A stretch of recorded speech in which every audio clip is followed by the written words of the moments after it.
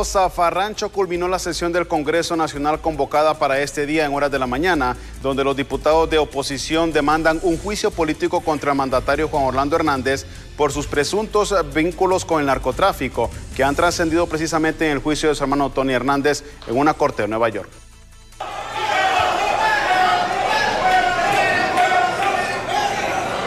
Tremendo zafarrancho se produjo este día en el Congreso Nacional. La sesión ordinaria programada para este día comenzó de manera normal cuando parlamentarios presentaban proyectos de ley como se acostumbra los jueves ante la Cámara Legislativa. Sin embargo, las cosas comenzaron a salirse de control cuando los diputados de la oposición sacaron una pancarta con la leyenda "Fuera Jo". Diputados nacionalistas afirmaban que todo esto se trataba de un show por parte de Libre. Es parte del show y de la gente de ellos. Ellos están en su legítimo derecho de estar en ese show. Porque si es por un tema de parentesco, mire ahí que es lo que dice ahí en la pancarta. No, sí, es parte de la democracia, ¿verdad? Es lo que sucede, es parte de la democracia. Bueno, mire, es que yo lo que creo es que hay que darle el espacio a cada quien. Estas cosas se dan en la Corte de Nueva York, ¿verdad? No es un tema político, lo que pasa es que ellos politizan los temas. Pero los nacionalistas no se quedaron atrás, ya que ellos también sacaron un banner en donde se mostraba la foto del expresidente Zelaya Rosales, a quien también se le ha vinculado con nexos en el narcotráfico. Miren, si el Partido Nacional considera que Mel es narco, que lo meta preso, así de facilito. Si el fiscal es cachureco, la corte es cachureca, métanlo preso. 10 años tiene Mel de haber salido del gobierno, ¿por qué no lo meten preso? Parece como una novela de narcos. Ah, lo que tienen en Nueva York, sí, lo que pasa es que están desesperados y yo estaría desesperado igual que ellos. No vieron todo lo que dijo Tony Hernández, ese muchacho dijo de todo, reconoció que había recibido relojes, yeguas, pistolas, que era amigo de los narcos, que sabía las rutas. Parlamentarios de Libre afirman que las marchas y protestas continuarán en los próximos días hasta que se tenga una sentencia en contra de Tony Hernández, pues aducen que la población hondureña no es ignorante de todo lo que está pasando en este juicio. Con imágenes de Brian Ramírez para Impacto BTV, les informó Efer Guevara. Y el viceministro de Seguridad, Luis Suazo, presentó este jueves un informe donde se detalla la lucha contra el narcotráfico y otras actividades ilícitas en Honduras, en el que las autoridades destacan una disminución del movimiento de droga en el país y otras actividades ilícitas. A un informe del 2012 del Departamento de Estado que establece que el 87% de la droga que venía por avión para Estados Unidos pasaba por Honduras y 80% de lo que venía por la parte marítima. Hoy también les he enseñado un reporte del Comando Sur de Estados Unidos donde dice que Honduras es el 3% de lo que está sucediendo. Por lo tanto, antes 87% eran 87% de 5.200 millones de dólares, billones de dólares, y hoy es 3%. ¿Cuánto es la diferencia? 80, 100 mil millones de lempiras por año que han dejado de circular por aquí y que no les produjeron los ingresos que tenían estos grupos criminales. Si hay grupos criminales que por un celular han asesinado, no digamos a alguien que les quitó todo su negocio y los destruyó. Aunque hasta el momento la doctora Suyapa Figueroa, presidenta del Colegio Médico de Honduras, afirma que no ha aceptado ninguna propuesta para una candidatura presidencial, tampoco rechaza la posibilidad de que en un futuro sea parte de una alianza para buscar la primera magistratura de Honduras, con la única misión de terminar con la corrupción en el país. Propuestas he recibido, sin embargo, en ningún momento yo me he comprometido. Yo he platicado con muchos sectores, no solamente con un solo partido. Creo que este momento, como está el país, todos tenemos que unirnos.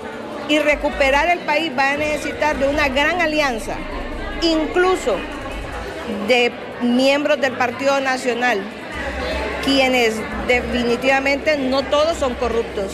Yo creo que en este momento el país lo que necesita es que los hondureños, aquí solo puede haber dos divisiones, dos partidos, el de los corruptos y el de los que son honestos. Doctora, entonces no descarta usted la posibilidad de ser candidata a la presidencia, pero por una alianza. Yo creo que como hondureña tengo todo el perfil, no le debo nada a la justicia, tengo una hoja de vida limpia, tengo amor por mi patria y eso es lo más importante. Bien, en otro orden de noticias, las autoridades de Copeco han confirmado el fallecimiento de 3 personas y más de 1.000 damnificados a causa de las lluvias que afectan el territorio nacional. Una afectación, una cantidad de 162 familias afectadas. Tenemos alrededor de 844 personas afectadas. Tenemos un albergue habilitado en la zona occidental. Esto suma a 20 familias, un total de 135 personas.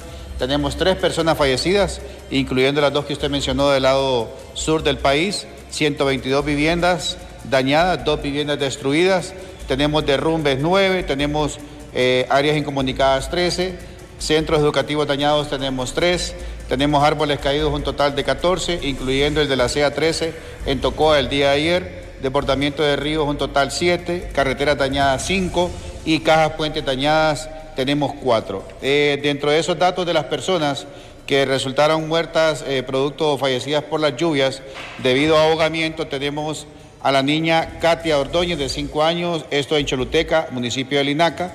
Tenemos también a Félix Pedro González Ochoa, de 16 años, también en Choluteca. Y el último que corresponde a la señora Marcelina Amaya, de 75 años, esto en Lempira, en la zona de Belén. Es momento de hacer nuestra primera pausa comercial. En breve regresamos con más noticias, no nos cambie.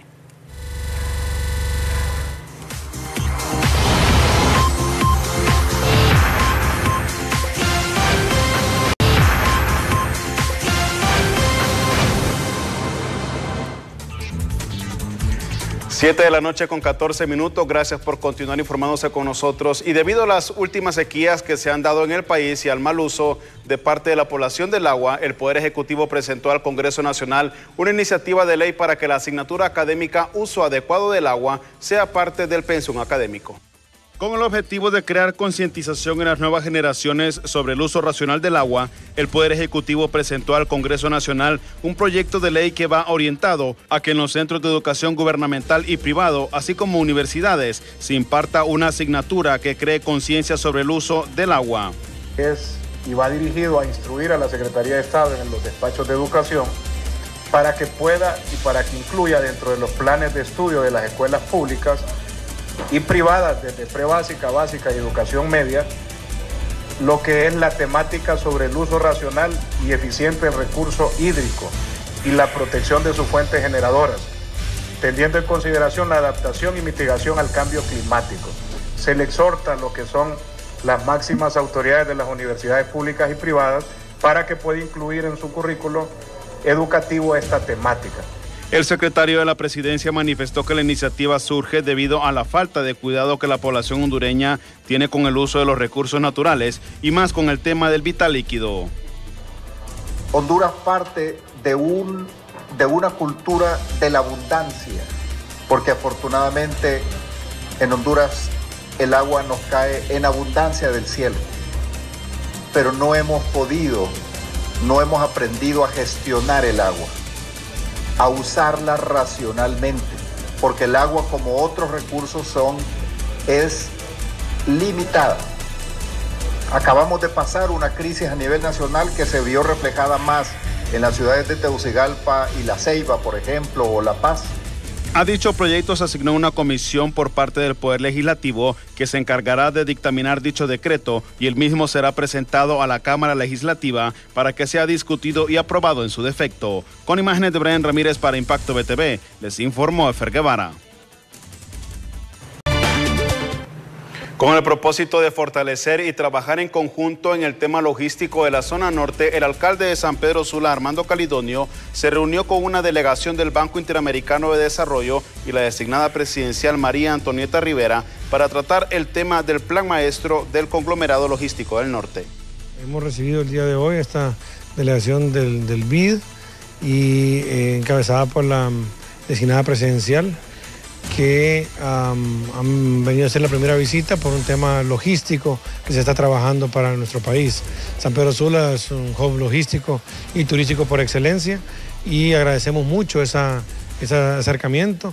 Ellos tienen conocimiento claro del Plan Maestro de Desarrollo Municipal los estudios que hemos realizado, el tema completamente claro de lo que hacia dónde va la ciudad, y es muy importante que podamos trabajar hombro a hombro para que todos estos planes los podamos hacer en conjunto y sean integrales. Prácticamente todas las mercancías que entran y salen del país pasan por San Pedro Sula, y es importante tomar en cuenta cuál es la visión de la ciudad. Tenemos actualmente cargas que pasan dentro del municipio, pero también tenemos que gestionar los libramientos de la ciudad. Y eso nos genera también a nosotros una participación muy activa para asegurarnos de que haga sentido todo esto. Muchas vías de San Pedro Sula no son vías solamente locales, sino que son nacionales y algunas regionales, porque por aquí también pasan carga de Salvador, de Guatemala, de diferentes países. Así que San Pedro Sula se vuelve un punto muy álgido, importante, y qué bien que nos tomen en consideración. Se entregaron más de 60,000 libras de arroz a los pobladores del municipio de Sabana Grande, Francisco Morazán, quienes resultaron afectados por la sequía. El proceso comenzó con una de las comunidades donde fueron beneficiadas más de 500 familias. El grano es parte de una donación gestionada por la Secretaría de Desarrollo e Inclusión Social con la República de China, Taiwán. Es un gran beneficio el que nos están trayendo estos amigos. Siempre han estado presentes aquí con nosotros. Ellos se salen de ese esquema del político tradicional que solo aparece cada 4 años. Ellos aquí están. En este momento que atraviesa nuestro país, que atraviesa una fuerte sequía, China, Taiwán ha dicho, aquí nos tienen. Como siempre han estado, muchísimas gracias al gobierno de China, Taiwán. Un fuerte aplauso, por favor, de parte de ustedes, que hoy van a recibir arroz que proviene de aquel país amigo. Un saco contiene 22 libras y yo sé que eso va a paliar un poco esa sequía por la que hoy atraviesa nuestro país. El gobierno de la República firmó un convenio de financiamiento con el Banco Interamericano de Desarrollo por más de $53 millones, esto para construir el Hospital de Traumas en la capital, un centro asistencial que vendrá a fortalecer la oferta de servicios de atención de lesiones moderadas y graves. El Banco Interamericano de Desarrollo le ha otorgado un préstamo al país de más de $50 millones para la construcción del Hospital de Traumas, recursos con tasas de interés concesionales a un plazo de pago de 25 y 40 años. Y entonces ha sido un sueño del señor presidente y de todo el equipo, y pues hoy estamos logrando empezar este proceso con un préstamo concesional del Banco Interamericano de Desarrollo, con una mezcla de fondos que le da un nivel alto de concesionalidad a tasa bastante, a plazos de 40 años. Una parte del préstamo es a 0.3 de la tasa de interés y la otra parte del préstamo es como 3.5 la tasa de interés a 25 años. Entonces toda esa mezcla de recursos son altamente concesionales para poder construir este hospital. Y tendrá una contraparte nacional, por supuesto, ¿verdad? El representante del BID asegura que el Hospital de Traumas contará con tecnología de punta, la misma que tienen los centros hospitalarios de Boston, lo que garantiza una buena atención para los hondureños. Y esto es muy importante porque esto hace toda la diferencia, porque trae mucho de tecnología. La misma tecnología que tienen los hospitales de Boston, que han sido visitados por este proyecto, de tratamiento de las personas antes de venir al hospital, se va a hacer aquí en Honduras. Y esto sí es un motivo que yo creo que es motivo de orgullo para el país. Los diferentes tipos de traumas son la segunda causa de muertes en el país y gracias a este nuevo hospital se logrará descongestionar en un 80% el hospital escuela, asegura la secretaria de Salud Pública. Pero sobre todo todas las emergencias que se generen aquí en la capital, a los alrededores de la capital, van a ser atendidos en este hospital, pero también vamos a descongestionar el 80% de todas las atenciones del hospital escuela. Eso va a permitir entonces generar espacios para brindar una atención con mayor calidad, mayor precisión y por supuesto pues el beneficiado aquí en este caso es la población hondureña. El presidente de la República aseguró que el tema de los traumas en el país es un problema grave para el sistema sanitario. por lo que el nuevo centro hospitalario será de mucho beneficio para los hondureños. Estamos hablando de que solo en el hospital escuela, el 88% de los pacientes que ingresan tienen que ver con este tema de trauma. Es la segunda causa a nivel de todo el sistema de salud, me refiero a los accidentes, en términos de ingreso. Quiere decir que estamos ante algo grave. Cuando mirábamos el informe de CONAPREM de la última movilización masiva de la Semana Morazánica, ¿ustedes miran otra vez esa realidad? Con la firma de este convenio de financiamiento entre Honduras y el Banco Interamericano de Desarrollo, se da inicio para la construcción del Hospital de Trauma en la capital. Problema que es la segunda causa de muertes en el país. En cámaras, Isaac Alcerro les informó Luis Durón para Impacto BTV. Y vamos con un tema internacional porque la crisis que atraviesa Ecuador se agudiza con el paso de los días. Las protestas en contra de un paquetazo económico anunciado el pasado 1 de octubre han dejado ya 5 personas fallecidas y más de 800 detenidos. Además, este día trascendió el secuestro de al menos 4 periodistas. El pasado 1 de octubre, el presidente ecuatoriano Lenín Moreno anunció una serie de medidas económicas que desataron una ola de protestas en este país de América del Sur. El paquetazo económico de Moreno prevé la eliminación de los subsidios a los combustibles, vigente de hace 45 años. Con la liberación de los precios, las gasolinas extras y Ecopaís pasaron de costar $1.85 a $2.39 por galón, mientras que el diésel aumentó de $1.03 a $2.28 por galón. Asimismo, Moreno dispuso la reducción de las vacaciones para los trabajadores públicos de 30 a 15 días y determinó que deberán donar un salario de su sueldo mensual. Tras estas medidas, las protestas se iniciaron el pasado 2 de octubre, junto con un paro anunciado por los transportistas. Inmediatamente, otros sectores de la sociedad se plegaron a la jornada de rechazo contra el paquetazo económico. Ante la situación, el gobierno ecuatoriano anunció la suspensión de las clases y decretó un toque de queda en todo el territorio nacional que está vigente por 30 días. Con esta disposición aumentó el número de efectivos policiales y militares en las calles.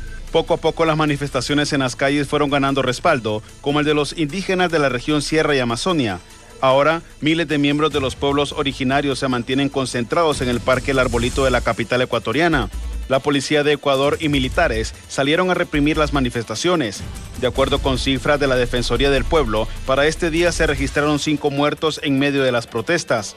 Algunas de las víctimas pertenecen al movimiento indígena y campesino de Cotopaxi, que denuncia la violencia desmedida de la policía y militares. Asimismo, el gobierno dio a conocer la cifra de detenidos, que asciende a 824 personas que han sido aprehendidas en las protestas. Por su parte, la Fundación Regional de Asesoría en Derechos Humanos repudió la detención arbitraria de manifestantes, periodistas y comunicadores populares, y es que en horas de la tarde se reportaba el secuestro en la Casa de la Cultura de Ecuador de 4 periodistas que laboran para la cadena televisiva RTS Ecuador. La organización Reporteros Sin Fronteras expresa su preocupación por casos de agresiones policiales contra periodistas cubriendo las protestas. Mientras tanto, 5 anillos de seguridad evitaban el paso de los manifestantes hacia el Palacio Presidencial. Para Impacto BTV, les informó Efer Guevara.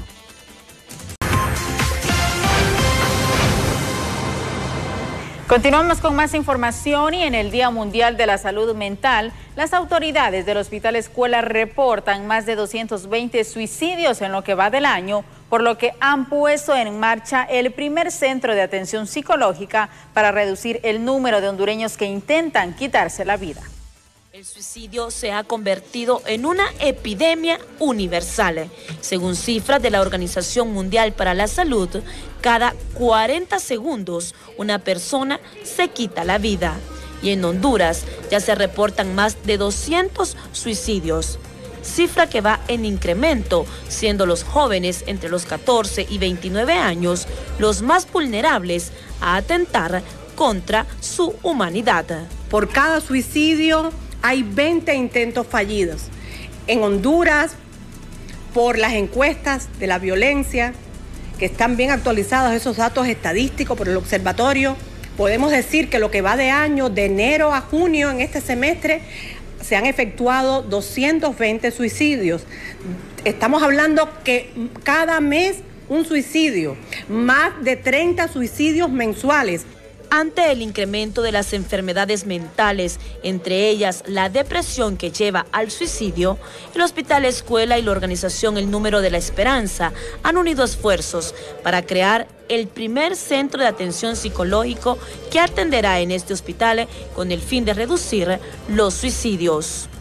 Evidentemente ya existe un equipo de salud mental, lo que gracias que el Hospital Escuela también le ha apostado a la salud mental y nos están apoyando, y vamos a convertirnos en un centro de referencia nacional para la prevención del suicidio. O sea, para todas aquellas personas que en un momento determinado no que hayan realizado un intento, pero que se sientan tristes, que tienen un factor de riesgo, sepan tocar puertas. Asimismo, han puesto a disposición la línea telefónica 150 para que toda aquella persona que necesita ayuda profesional porque sufre de tristeza o algún problema emocional pida ayuda a través de este número de manera confidencial. Ahí tenemos orientadores que están de lunes a sábado, desde 8 de la mañana a 8 de la noche, para poder apoyarlos y orientarlos. Esa es la primera forma donde usted va a ser escuchado, donde su situación va a ser compartida con una persona, y al sacar eso dentro de nuestro ser, ya nosotros tenemos un alivio. Luego empezar a trabajarlo, a ordenar, a encontrar de dónde vienen esas ideas, esas situaciones que nos están causando dolor. Expertos aseguran que no es el suicidio la solución a los conflictos de la vida, por lo que siempre es importante buscar ayuda psicológica para no terminar en el cementerio. Con imágenes de Luis Cárcamo, Merari Borjas, Impacto BTV. En otro orden de noticias, el Tribunal en materia de corrupción condenó este miércoles al expresidente del Colegio de Abogados de Honduras, Olvin Mejía, a 8 años de prisión y a una multa de 11 millones de lempiras por el delito de apoderamiento de fondos privados de jubilaciones y pensiones. En los tribunales en materia de corrupción se llevó a cabo la lectura de la sentencia para los 7 exdirectivos del Colegio de Abogados. En el caso de Olvin Mejía, exdirector, se le dio una pena de 8 años y una multa que asciende los 11 millones de lempiras. En el caso, el señor Olvin Antonio Mejía Santos deberá cumplir una pena de 8 años de cárcel más el pago de una multa de 11.004.862 lempiras. En el caso de Josué Argeñal Cerrato, 8 años de cárcel, el pago de una multa de 13.313.113 lempiras. En el caso de Héctor Rodolfo Andino, 8 años de prisión más el pago de una multa de 600.000 lempiras. Para Pastor Valladares, Oscar Casco, Francisco Valladares y en el caso de Rosel Eurapque, todos recibieron 4 años de cárcel y también de igual manera multa. Pero la defensa de los imputados no está conforme, por lo que hará uso del recurso de casación. Recuerden que el Ministerio Público pidió de una forma equivocada la multa, siendo una multa arriba de 60 millones, ¿verdad? O sea, lo que hizo el tribunal, de acuerdo a la sentencia que había dictado, pues hacerlo de forma proporcional, ¿verdad? Las partes que habían participado, utilizó un principio de proporcionalidad, ¿verdad? El tribunal actuó de forma objetiva, lo que queda es interponer el recurso de casación respectivo. Por su parte, la Fiscalía manifestó que el tribunal no valoró todo lo solicitado para el aumento de penas y multas, por lo que de igual manera casará la decisión. Ese es un estudio que vamos a hacer, consideramos que hay un grave económico relevante y que es la estipulación del artículo 79 en ese sentido, de que tome en cuenta la parte económica. Creo que no ha sido tomado en cuenta por el tribunal, pero ese es el instrumento procesal. Los acusados en dicho proceso son 7 exdirectivos, entre los cuales se encuentra Olvin Mejía, quien fue exdirector del Colegio de Abogados, y se le imputaban 191 delitos. Hace unas semanas habían sido declarados culpables y solo esperaban la pena concreta. El perjuicio, según la Fiscalía, significó más de 30 millones de lempiras en perjuicio del Instituto de Prevención de los Profesionales del Derecho. Con imágenes de Freddy Espinal para Impacto BTV, Pablo Martínez. Defensores de los derechos de personas privadas de libertad se muestran alarmados ante la sobrepoblación carcelaria que existe en los centros penales del país, lo que se convierte en una bomba de tiempo que podría estallar, dejando graves consecuencias. El hacinamiento cada día se agudiza en las cárceles del país, problema que tiene muy preocupados a los organismos defensores de los derechos humanos, porque ya son más de 21.000 privados de libertad que hay en los 25 centros de detención. Son 21.640 privados de libertad que hay en los 25 centros penitenciarios, en los 3 centros anexos, y se continúan en algunas situaciones irregulares. Por ejemplo, han habido muertes en el Centro Penal de Ilama Santa Bárbara, en el Centro Penal de Moroselía El Paraíso, y son centros de máxima seguridad. Nos preocupa a nosotros. El presidente del Comité de Defensa de los Derechos Humanos asegura que de continuar con la misma tendencia, en un corto plazo, las cárceles colapsarán. Y si seguimos con esa mente inquisidora de seguir metiendo privados de libertad a los centros penitenciarios, vamos a terminar cada uno de nosotros con privados de libertad hasta en nuestras casas, pues. Porque aquí hay una mora judicial y he señalado esta mañana que el Poder Judicial tiene una deuda con la sociedad hondureña y con la población carcelaria, que el 55% de los privados de libertad, de los 21.640, no son sentenciados. Las autoridades penitenciarias, a través de un mecanismo de selección, buscan dejar en libertad a unos 4.000 reos con delitos menores y así de esta manera descongestionar las cárceles. Bueno, esto es un proceso que se está llevando a cabo aún. Se tiene la esperanza o se está haciendo o revisando que probablemente pudiesen ser algunas 4.000 personas. Sin embargo, esto es un proceso de revisión que se está llevando a cabo que aún no ha finalizado. Esto es lo que se espera, pero no lo que se está estableciendo. El coordinador de los tribunales de sentencia asegura que el problema es que los jueces no pueden otorgar medidas sustitutivas a los enjuiciados por las reformas penales, lo que provoca que todas las personas vayan a parar a la cárcel. Si nosotros consideramos que la mayoría de los delitos en la actualidad son sujetas de prisión preventiva porque hay una reforma que limita el papel del juez en el tema de la imposición de una medida cautelar, pues estaríamos hablando de que son la mayoría de las personas que ingresan a los estrados judiciales en este momento, la mayoría van detenidos preventivamente por lo menos.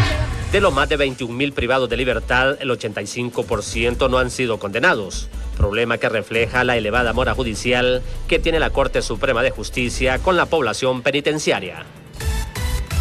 Rommel Valdemar Herrera Portillo, acusado de incendio agravado en contra de la Embajada de Estados Unidos en Honduras, deberá seguir en prisión, esto debido a que le fue denegado un cambio de medidas que le permitirían ser trasladado a un hospital, ya que el juez aduce que la petición debió ir respaldada por una orden judicial y cumplir con revisiones forenses. La defensa alega que el imputado padece de depresión y ansiedad debido a que se encuentra recluido en la cárcel de máxima seguridad La Tolva.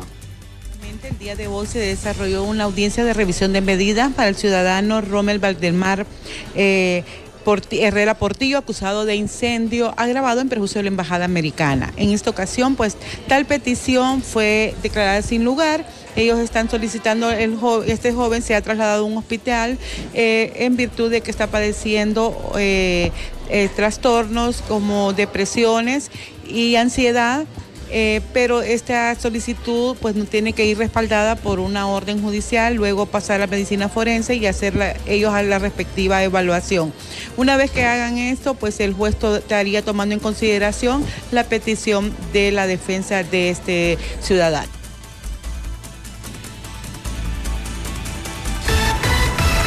En medio de protestas por parte de miembros del Consejo Cívico de Organizaciones Populares e Indígenas de Honduras, se desarrolló la audiencia preliminar contra David Castillo, supuesto autor intelectual del crimen de Berta Cáceres, un proceso que no fue concluido debido a que fue suspendido a petición de la defensa. Como se tenía agendado para este día el desarrollo de la audiencia preliminar contra David Castillo, exgerente de DESA, en las afueras de los tribunales en materia de extorsión se generó una protesta por parte de los copines. Exigimos cárcel no solo para David Castillo, sino para todos los actores intelectuales en el asesinato de Berta Cáceres. También estamos exigiendo la individualización de los 7 presos que tienen ya, que por ineptitud o por alargar el proceso aún no lo han hecho. Esa es una de las exigencias.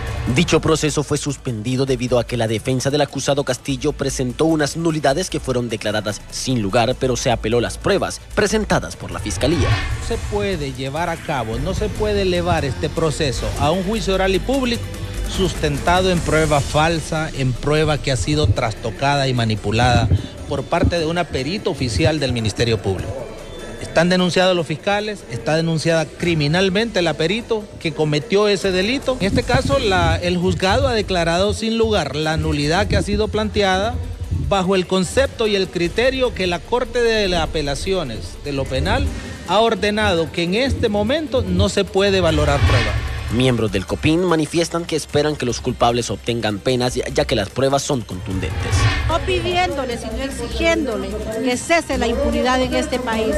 A 43 meses y más días de impunidad del asesinato de Berta Cáceres, nosotros estamos exigiendo una justicia verdadera, una justicia que favorezca el respeto y las demandas de un pueblo lento. El proceso se continuará luego que el Tribunal de Alzada se pronuncie sobre la apelación presentada por la defensa. Con imágenes de Freddy Espinal para Impacto BTV, Pablo Martínez. El conductor de un bus de la empresa El Rey fue asesinado esta tarde mientras cargaba combustible en una gasolinera ubicada en el barrio Perpetuo Socorro de la capital. La víctima fue identificada como Jesús Sosa, de 38 años. Testigos informaron que hombres que se conducían en una motocicleta atacaron a disparos al motorista, quien fue trasladado gravemente herido al hospital Escuela, donde falleció debido a los múltiples impactos de bala. Las autoridades policiales iniciaron las investigaciones para determinar las causas y autores de este nuevo hecho criminal. Jefferson Alexander Gómez Fajardo, de 22 años de edad, perdió su vida de forma violenta en el municipio de Choloma Cortés. El hecho se registró en la colonia 7 de septiembre del sector López Arellano. Al momento del ataque armado, el infortunado se transportaba en una motocicleta cuando fue atacado a balazos por desconocidos. A la escena llegaron una gran cantidad de elementos policiales para el resguardo de la misma, a espera del personal forense para acompañar el respectivo levantamiento. Los familiares, indignados y consternados por el hecho, no soportaron ver a su ser querido tirado en la calle y decidieron llevarse su cuerpo hasta su casa de habitación.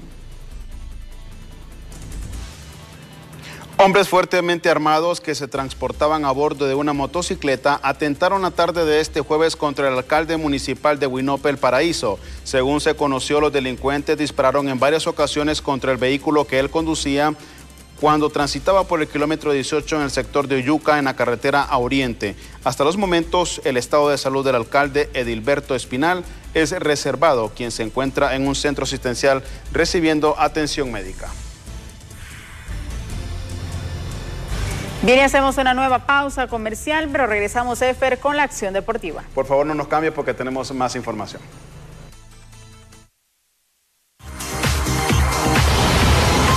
Muchísimas gracias por esta importante información. Hemos llegado al final de este espacio informativo. Solo queremos agradecerle a usted por su fiel sintonía y por supuesto invitarle a que el día de mañana nos acompañe en punto de la 1 en nuestra emisión de Meridiano junto al licenciado Jorge Zelaya, Marcela Herrera y Etel Valladares. Marcela, muy buenas noches. Buenas noches, Efer Guevara. Gracias a todos. Continúen disfrutando de la programación de BTV y les esperamos mañana con más noticias.